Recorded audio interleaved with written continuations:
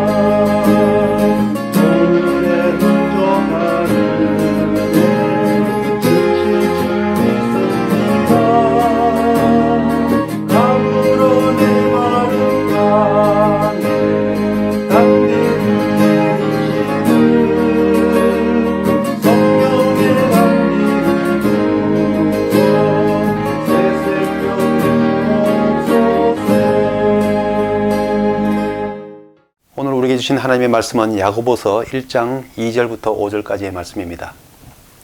내 형제들아, 너희가 여러 가지 시험을 당하거든 온전히 기쁘게 여기라. 이는 너희 믿음의 시련이 인내를 만들어내는 줄 너희가 알미라. 인내를 온전히 이루라. 이는 너희로 온전하고 구비하여 조금도 부족함이 없게 하려 함이라.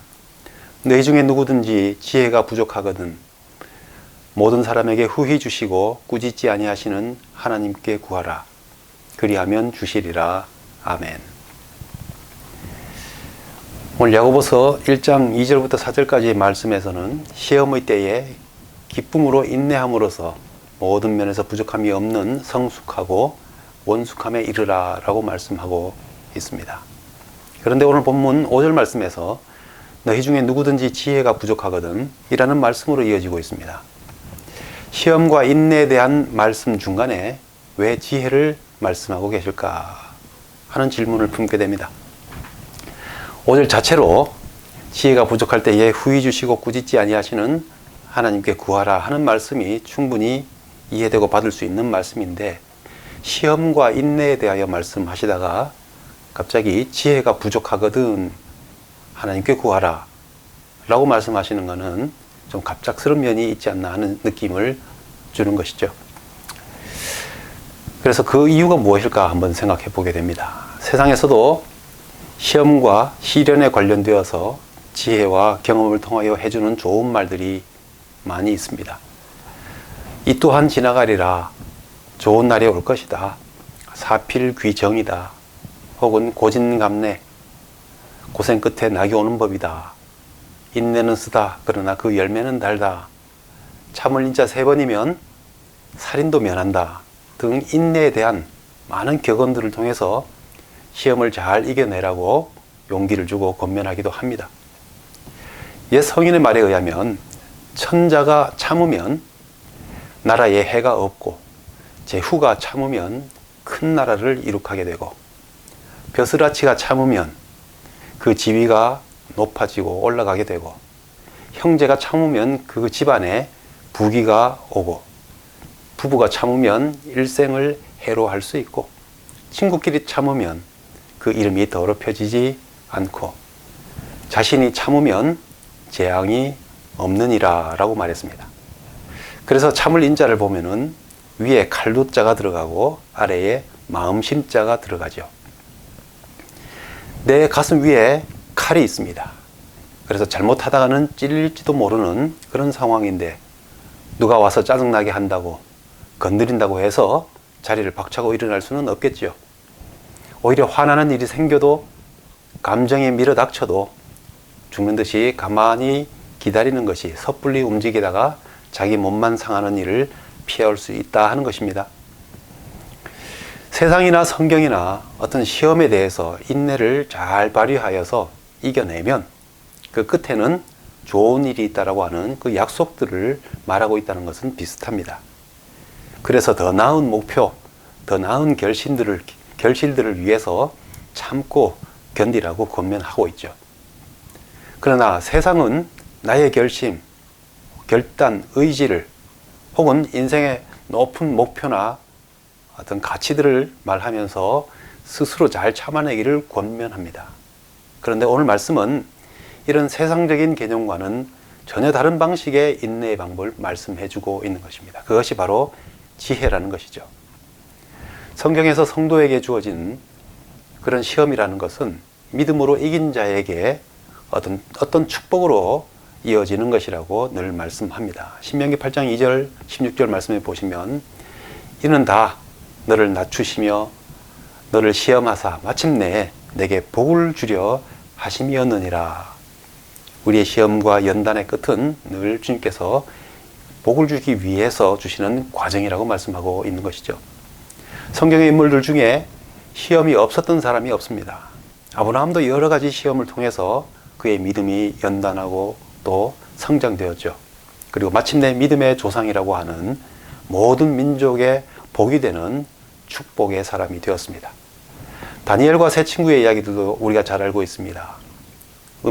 왕의 음식을 먹을 것인가, 우상 앞에서 엎드릴 것인가 라고 하는 목숨이 달린 이런 정치적인 시험 앞에서 그 시험을 잘 이겨낸 결과로 하나님께서 그들에게 10배나 더 나은 지혜와 총명함을 주셨고 다니엘은 왕 앞에서 총리에 이르기까지 인정받는 사람이 되었다 하는 것이죠. 또 시험하면 빠질 수 없는 사람이 욥 아닙니까? 욥도 시험을 잘 견뎌낸 결과로 잃어버렸던 모든 것들이 다시 회복되고 그뿐만 아니라 하나님께 대한 더 깊은 지혜를 깨닫게 되는 그런 결과를 얻었습니다. 사단의 시험은 우리를 넘어지게 하고 멸망하게 하여서 하나님을 아프게 하려는 목적이 있겠지만, 하나님께서 허락하신 시험은 결국 우리에게 복을 주시는 시험이 되는 것입니다. 하나님은 친히 우리를 시험하시지 않을 뿐만 아니라 시험이 있을 때에 피할 길도 주시는 분이라 하셨습니다. 이는 성도가 믿는 중에 당하는 시험이라는 것은 실패라는 것이 없고 멸망이라는 그런 목적이 없다 하는 것입니다. 다만 실패를 통해서 처절한 반성과 회개를 거쳐서 성장을 경험하게 되느냐, 아니면은 그것을 잘 이겨냄으로써 그 시험을 이기는 사람에게 약속하신 그 상급을 얻게 되느냐 하는 차이이죠. 어느 것이든 분명 우리에게 유익을 주시는 것이 하나님께서 허락하신 시험이라 하는 것입니다.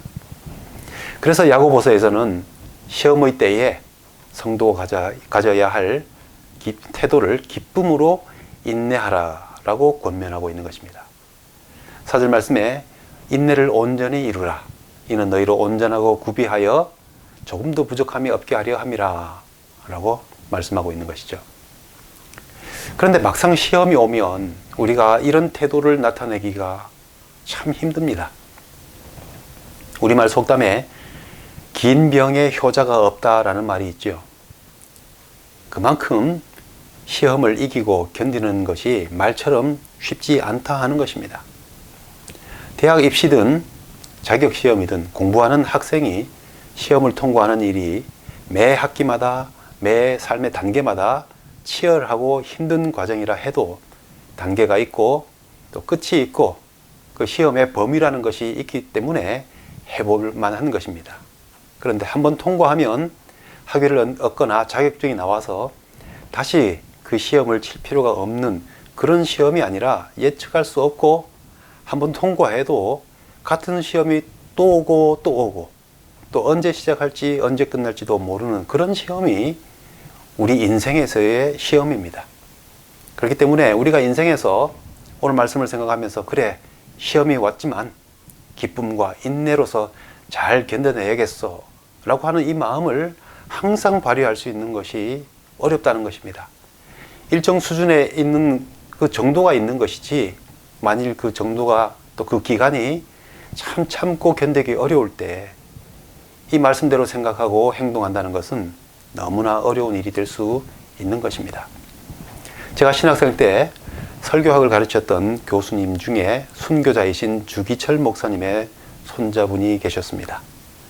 그 교수님의 할아버지에 대한 이야기 중에 이런 이야기가 있습니다. 일본 순사가 주기철 목사님을 체포하려고 집에 들이닥쳤을 때에 주기철 목사님이 그때마다 당당하게 시험을 이겨낼 수 있는 분처럼 가신 것이 아니라 어느 날은 저쪽 집 끝에 있는 기둥을 붙잡고 안 끌려가려고 또라고 하면서 막 우셨다고 합니다.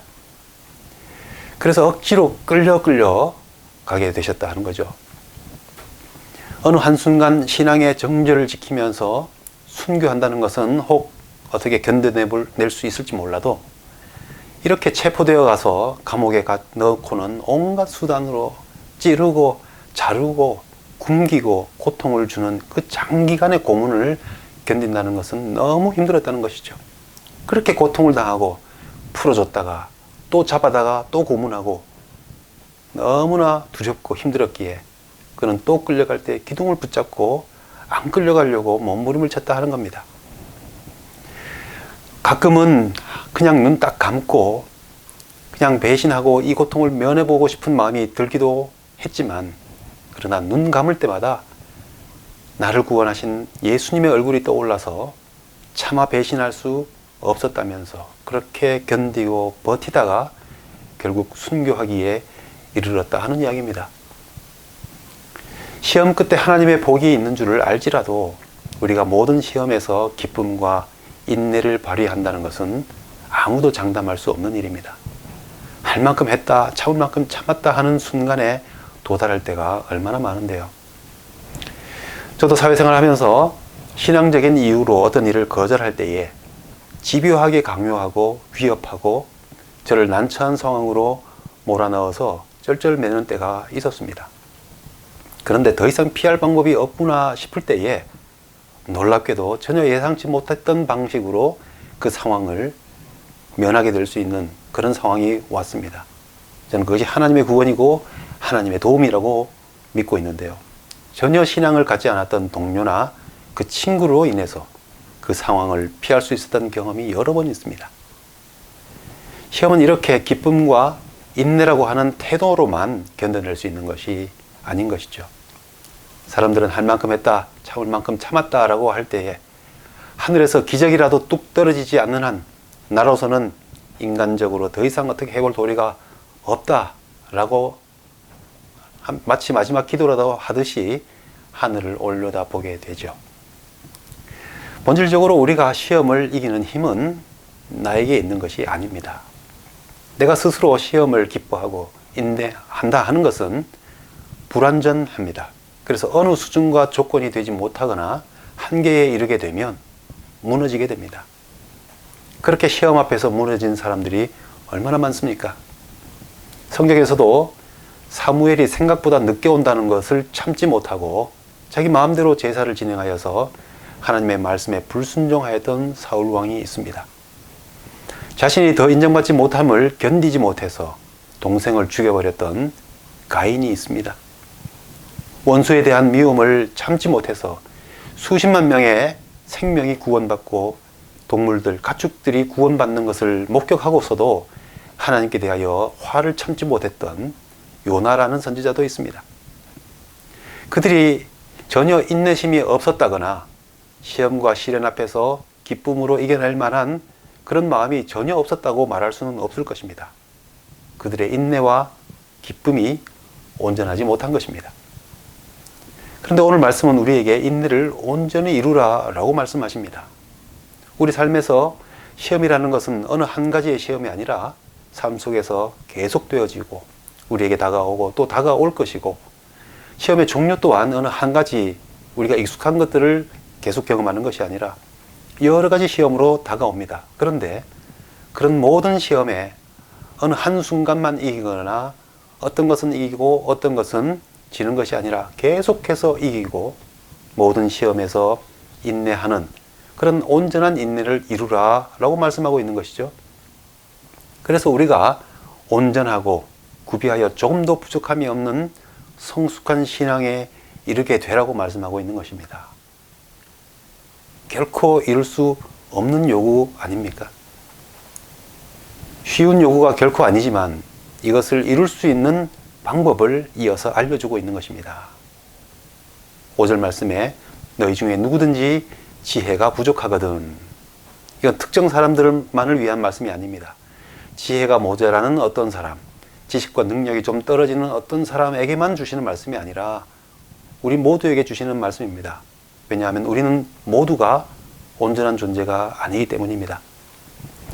누구나 어떤 종류의 시험이나 어떤 일정 기간만큼의 시험에 대해서는 여러 번 경험하면서 훈련되어서 기쁨으로 인내할 수 있겠지만 어떤 종류의 시험은 참지 못하고 이기지 못합니다. 우리는 모든 시험에 온전히 인내하기에는 부족한 사람들인 것이죠. 그런 시험이 우리에게 왔을 때에 나의 한계 앞에서 한탄하고 낙심하고 좌절하지 말라, 그렇게 말씀하고 있는 겁니다. 대신에 어떻게 하라는 것입니까? 모든 사람에게 후히 주시고 꾸짖지 아니하시는 하나님께 구하라 하셨습니다. 사람은 참는 데 한계가 있고 주는 것도 한계가 있지만 우리 하나님은 우리가 아무리 반복적으로 구하고 지난번에 도와줬는데 또 구해도 화내시거나 꾸짖지 아니하신다 하는 겁니다.